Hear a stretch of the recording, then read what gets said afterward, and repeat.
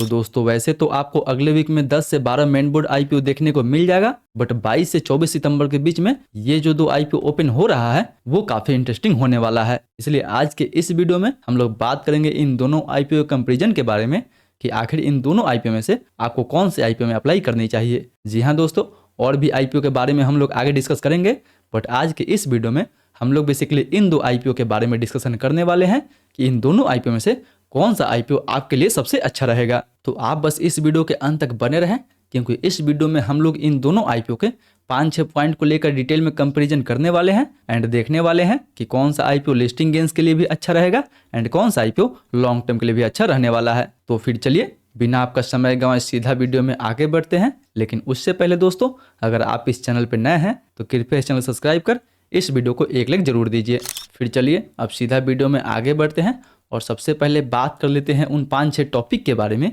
जिस टॉपिक पे हम लोग इन दोनों आईपीओ को एकदम से डिटेल में डिस्कशन करने वाले हैं। तो दोस्तों हम लोग बात करेंगे इन दोनों के बिजनेस के बारे में, इनके फंडामेंटल एंड वैल्यूएशन के बारे में, इनके एंकर एलोकेशन के बारे में, जीएमपी के बारे में एंड लास्ट में इनके अलॉटमेंट चांस को देखते हुए बात करेंगे कि हमें कौन से आईपीओ में अप्लाई करनी चाहिए एंड कौन से आईपीओ को अवॉइड करनी चाहिए। तो चलिए अब सीधा वीडियो में आगे बढ़ते हैं और सबसे पहले बात कर लेते हैं इन दोनों आईपीओ के बिजनेस के बारे में कि आखिर ये दोनों कंपनी काम क्या करती है, इन दोनों का मेन रेवेन्यू सोर्स क्या है। तो दोस्तों जैसे कि आप इन दोनों आईपीओ का फुल रिव्यू देखे होंगे तो आपको इन दोनों कंपनी का काम तो अच्छे से पता होगा, बट फिर भी यहाँ पे हम ब्रीफ में डिस्कशन करें तो अटलांटा इलेक्ट्रिकल्स जो है वो पावर ट्रांसफार्मर बनाने के लिए जानी जाती है। मतलब अलग अलग इंडस्ट्री में जो भी पावर सप्लाई के लिए ट्रांसफार्मर की ज़रूरत होती है, ये कंपनी उन ट्रांसफार्मर को बनाने का काम करती है। जबकि अगर बात करें गणेश कंज्यूमर के बारे में तो ये दोस्तों एफएमसीजी प्रोडक्ट जैसे आटा हो गया, सूजी हो गया, मैदा हो गया, बेसन हो गया या फिर मक्के का कोई भी सत्तू हो गया,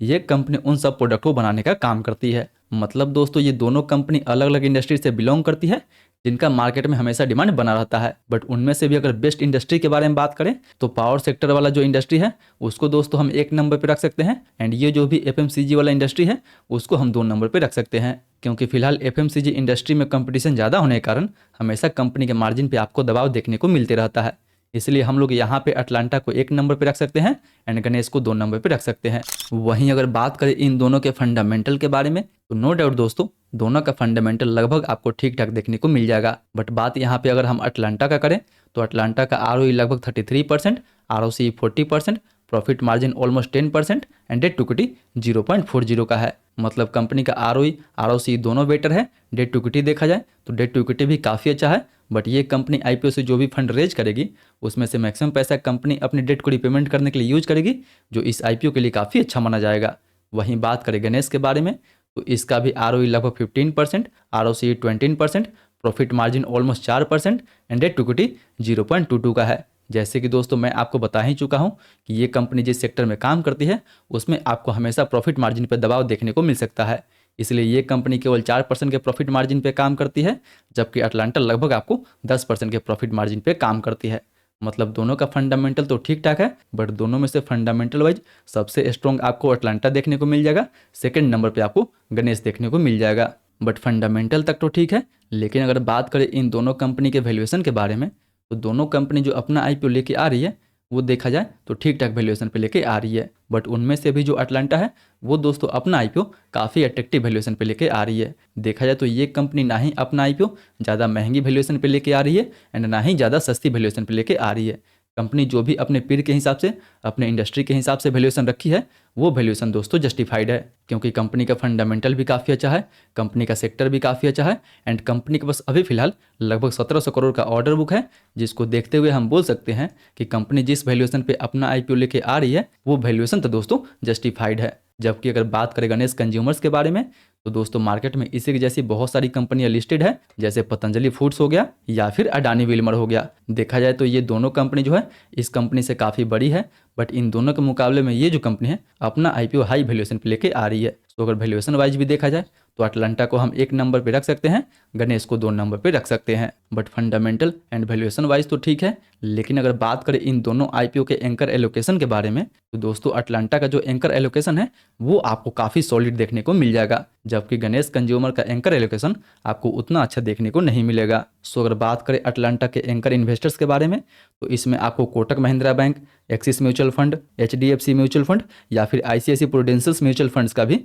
एलोकेशंस आपको देखने को मिल जाएगा। जबकि गणेश के एंकर एलोकेशंस में कोई भी आपको इनमें से एक भी नाम देखने को नहीं मिलेगा जो कि काफ़ी आपको अच्छा लगे। जो भी इनके एंकर एलोकेशंस में नाम है वो काफ़ी छोटे इन्वेस्टर्स का है, वो उतना ज़्यादा आपको कन्विंस नहीं कर सकते हैं। सो एंकर एलोकेशंस के मामले में भी अटलांटा 1 नंबर पे रहने वाला है एंड गणेश आपको 2 नंबर पे देखने को मिल जाएगा। बट यहाँ तक तो ठीक है, लेकिन अगर बात करें इन दोनों आईपीओ के जीएमपी के बारे में, तो फिलहाल दोस्तों अटलांटा के ग्रे मार्केट में लगभग आपको 20% के आसपास डिमांड देखने को मिल जाएगा। मतलब अगर 20% के हिसाब से देखा जाए तो कहीं ना कहीं लगभग आपको 3000 के आसपास तक प्रॉफिट देखने को मिल सकता है पर लॉट पे। जबकि अगर बात करें गणेश के बारे में, तो गणेश कंज्यूमर के ग्रे मार्केट में लगभग अभी 5% के आसपास डिमांड बना हुआ है। मतलब अगर 5% के हिसाब से देखा जाए तो कहीं ना कहीं लगभग 700 के आसपास तक प्रॉफिट देखने को मिल सकता है पर लॉट पे। मतलब अगर जीएमपी को भी देखते हुए रैंकिंग किया जाए तो अटलांटा को आप 1 नंबर पे रख सकते हैं एंड गणेश को दोस्तों आप 2 नंबर पे रख सकते हैं। हालांकि आपको तो पता ही होगा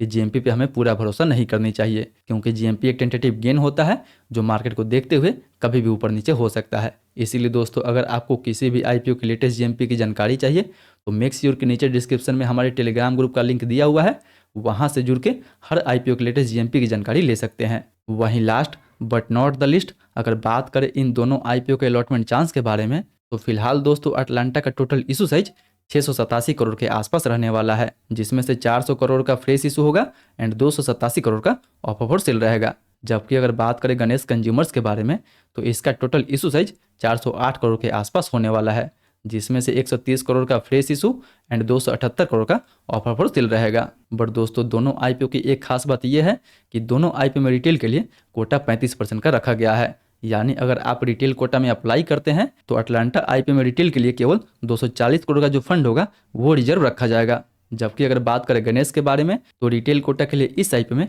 केवल 142 करोड़ का जो फंड होगा वो ही रिजर्व रखा जाएगा। इसलिए यहाँ पे अगर अलॉटमेंट चांस वाइज देखा जाए तो अलॉटमेंट चांस वाइज भी अटलांटा आपको 1 नंबर पे देखने को मिल सकता है एंड गणेश कंज्यूमर आपको 2 नंबर पे देखने को मिल सकता है, क्योंकि अटलांटा में आपका जो अलॉटमेंट चांस रहेगा दोस्तों वो गणेश कंज्यूमर के मुकाबले में बेटर रहेगा। बट दोस्तों इन सारे फैक्टर को देखते हुए अगर हम बात करें ओवरऑल इन दोनों के रैंकिंग के बारे में कि ओवरऑल इन सारे फैक्टर को मिला के कौन सा 1 नंबर पे आएगा एंड कौन सा 2 नंबर पे आने वाला है, तो दोस्तों देखा जाए तो अटलांटा का जो फंडामेंटल वैल्यूएशन या फिर बिजनेस है वो आपको काफ़ी स्ट्रॉन्ग देखने को मिल जाएगा। हाल ही में इस सेक्टर में बहुत सारी कंपनियां थी जिनके स्टॉक्स में हमें इनॉर्मस ग्रोथ देखने को मिला हुआ है एंड यही नहीं दोस्तों, फिलहाल इस कंपनी के पास 1700 करोड़ का ऑर्डर बुक पड़ा हुआ है जो इसके फ्यूचर ग्रोथ के लिए काफ़ी बेटर रहेगा। वहीं बात करें कंपनी के प्रमोटर के बारे में, तो फिलहाल इस कंपनी में आईपीओ के बाद प्रमोटर का जो होल्डिंग रहेगा वो दोस्तों फिर भी अभी 87% के आसपास रहने वाला है। यानी प्रमोटर का होल्डिंग ज़्यादा होने से हमारा जो इस आईपीओ पे कॉन्फिडेंस होने वाला है वो दोस्तों नेक्स्ट लेवल का होने वाला है, क्योंकि फिलहाल मैक्सिमम शेयर होल्डर कोटा जो है वो प्रमोटर के पास रहने वाला है। जबकि अगर बात करें गणेश कंज्यूमर्स के बारे में, तो फिलहाल दोस्तों इसका जो प्रमोटर का होल्डिंग है वो आईपीओ के बाद आपको 64% के आसपास देखने को मिल जाएगी, जो अटलांटा से तो काफ़ी कम रहने वाला है। एंड वही नहीं दोस्तों, गणेश कंज्यूमर जिस सेक्टर में काम करती है उसमें आपको कंपटीशन भी ज़्यादा देखने को मिल जाएगा एंड इस कंपनी का पूरे पैन इंडिया में प्रेजेंस भी आपको नहीं देखने को मिलेगा, क्योंकि इस कंपनी जो प्रेजेंस है वो आपको ज़्यादातर ईस्ट इंडिया में देखने को मिलेगा। हालांकि पूरे पैन इंडिया में अडानी विल्मर का प्रेजेंस आपको काफ़ी अच्छा देखने को मिलेगा एंड इवन पतंजलि फूड्स का प्रेजेंस आपको काफ़ी अच्छा देखने को मिलेगा। इसका जो प्रेजेंस है वो आपको कलकत्ता साइड, बिहार साइड या फिर सिक्किम या असम साइड इसका प्रेजेंस आपको ठीक ठाक देखने को मिलेगा। इसीलिए अगर इन दोनों आईपीओ में से किसी एक को चुनना है तो बेशक आप अटलांटा के साथ जा सकते हैं एंड गणेश को आप अवॉइड कर सकते हैं। फिलहाल अगर मैं अपना बताऊं तो मैं अटलांटा आईपीओ में लिस्टिंग गेंस के लिए भी अप्लाई करने वाला हूं एंड शॉर्ट टर्म के लिए भी अप्लाई करने वाला हूं। बाकी बात गणेश को तो मैं प्योरली अवॉइड करने वाला हूं। एंड हाँ दोस्तों, अगर आपने अभी तक इन दोनों आईपीओ का फुल रिव्यू नहीं देखे हैं तो ऊपर आई बटन, नीचे वीडियो के डिस्क्रिप्शन में या फिर वीडियो के अंत में भी उनका लिंक देखने को मिल जाएगा। मेक श्योर कि इन दोनों आईपीओ में अप्लाई करने से पहले एक बार इन आईपीओ का फुल रिव्यू जरूर देख ले। बाकी बात आपका क्या ओपिनियन है इन दोनों आईपीओ को लेकर, आप इन दोनों आईपीओ में लिस्टिंग गेंस के लिए या फिर लॉन्ग टर्म या फिर मीडियम टर्म के लिए अप्लाई करने वाले हैं, वो भी आप हमें नीचे कमेंट करके ज़रूर बताएं। तो आई होप दोस्तों आज का वीडियो आपको काफ़ी इन्फॉर्मेटिव लगा होगा। फिर मिलते हैं अगले वीडियो में। तब तक आप इन दोनों वीडियो को टैप करके अटलांटा आईपीओ या फिर गणेश कंज्यूमर का फुल रिव्यू देखना ना भूलें।